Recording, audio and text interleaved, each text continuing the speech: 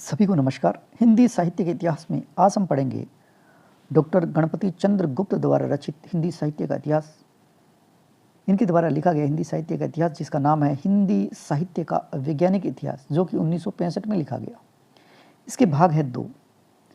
इसके अलावा इन्होंने अन्य रचनाएं भी लिखी, जिनमें प्रमुख है हिंदी साहित्य का विकास, रस सिद्धांत का पुनर्विवेचन, भारतीय एवं पाश्चात्य काव्य सिद्धांत और महादेवी नया मूल्यांकन और आदिकाल की प्रमाणिक रचना। इनमें सबसे महत्वपूर्ण जो रचना है वो है हिंदी साहित्य का वैज्ञानिक इतिहास, जो 1965 में लिखा गया, जिसके भाग है 2।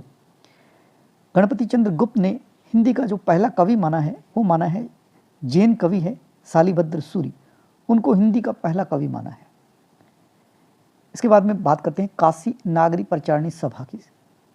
ये जो काशी नागरी प्रचारणी सभा है उसकी स्थापना हुई 16 जुलाई 1893 को। ये काशी नागरी प्रचारणी सभा है, इसके संस्थापक है 3 विद्यार्थी, और ये 3 विद्यार्थी कक्षा 9 में पढ़ने वाले विद्यार्थी है, जिनका नाम है राम, श्याम और शिव। इन तीनों के द्वारा काशी नागरी प्रचारणी सभा है उसकी स्थापना की गई 16 जुलाई 1893 को। किसके द्वारा? राम, श्याम और शिव के द्वारा, यानी राम नारायण मिश्र, श्याम सुंदर दास और शिव कुमार सिंह, इन तीनों के द्वारा काशी नागरी प्रचारणी सभा उसकी स्थापना की गई। इसके प्रथम अध्यक्ष जो है वो है राधा कृष्ण दास, जो कि भारतेंदु हरिश्चंद्र है उसके फुफेरे भाई है।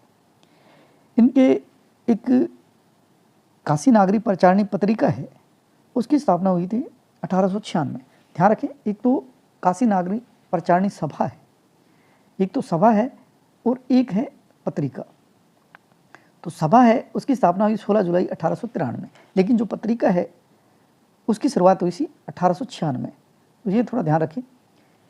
उसके बाद में काशी नागरी प्रचारणी सभा, इनके द्वारा जो हिंदी साहित्य का इतिहास लिखा गया उसका नाम है हिंदी साहित्य का वृहत इतिहास, जिसके भाग है 16।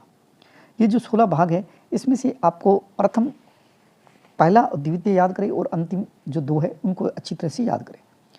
काशी नागरी प्रचारणी सभा से प्रकाशित जो हिंदी साहित्य का इतिहास है जिसका नाम है हिंदी साहित्य का वृहत इतिहास, जो कि भाग है इसके 16।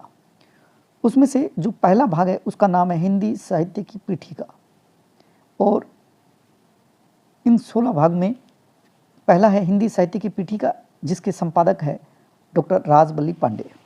दूसरा जो भाग है उसका नाम है हिंदी भाषा का विकास, और इसके संपादक है डॉक्टर धीरेन्द्र वर्मा। तीसरा जो भाग है उसका नाम है आदिकाल, और संपादक है पंडित कुलपति त्रिपाठी और वासुदेव सिंह। चौथा भाग है उसका नाम है भक्तिकाल, और संपादक है परशुराम चतुर्वेदी। और उसके बाद में मैंने लिखा है 15वां जो भाग है उसका नाम है अंतर भारतीय हिंदी साहित्य, और इसके संपादक है डॉक्टर नगेंद्र और राहुल सांकृत्यायन। और अंतिम जो भाग है 16वां, उसका नाम है हिंदी का लोक साहित्य, और इसके संपादक है डॉक्टर कृष्ण देव उपाध्याय।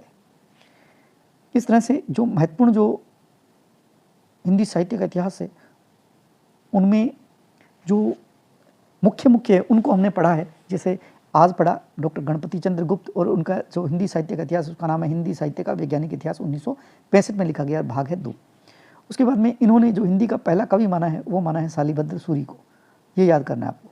उसके बाद में जो काशी नागरी प्रचारणी सभा है उसकी स्थापना आपको ये अच्छी तरह से कंठस्थ करनी है 16 जुलाई 1893, और इसमें जो 3 विद्यार्थी है इसके संपादक या संस्थापक वो आपको याद करना है। संस्थापक सदस्य या विद्यार्थी कौन है? ये 3, राम, श्याम और शिव।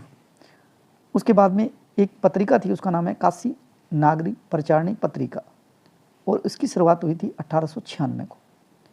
और काशी नागरी प्रचारणी सभा है उसके द्वारा जो हिंदी साहित्य का इतिहास लिखा गया उसका नाम है हिंदी साहित्य का वृहत इतिहास, जो कि 16 भाग में।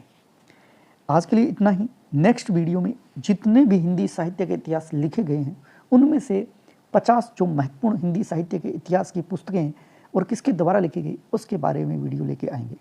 तब तक के लिए स्वस्थ रहें, मस्त रहें। जय हिंद, जय भारत।